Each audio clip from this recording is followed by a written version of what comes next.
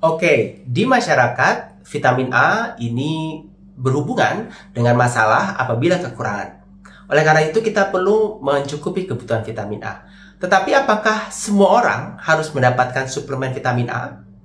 Kenapa suplemen vitamin A hanya berhenti pada kelompok usia tertentu? Kenapa tidak pekerja kantoran, misalnya?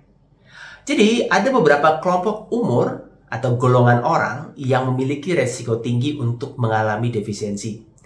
Golongan tersebut yang memang harus mendapatkan perhatian, salah satunya adalah pemberian suplementasi vitamin A.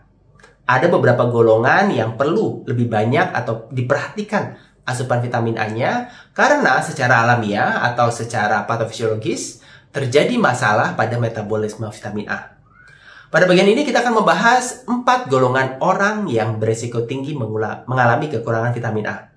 Tentu, sebelum kemudian kita menentukan treatment apa yang harus diberikan, kita perlu mengevaluasi, melakukan pemeriksaan, di mana pemeriksaan itu harapannya bisa menjadi penanda apakah memang benar orang-orang ini mengalami kekurangan vitamin A.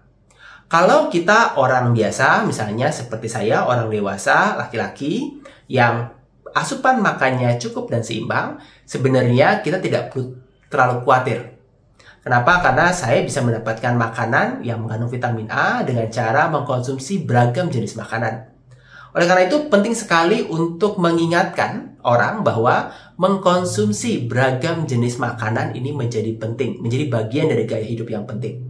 Kita tidak bisa menyepelekan aspek beragamnya. Kenapa? Karena setiap bahan makanan ini memiliki nilai gizi yang bervariasi.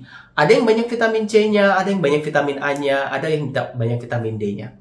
Dan sebagainya. Sehingga dengan bervariasi kita bisa saling mencukupi ketika ada satu bahan makanan yang kurang mengandung vitamin A. Nah, permasalahannya adalah ada golongan yang mencukupi dari makanan bervariasi aja nggak cukup. Nah, ini yang kemudian akan kita bahas pada bagian ini.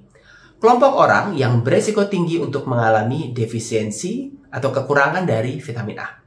Selamat menyaksikan penjelasannya.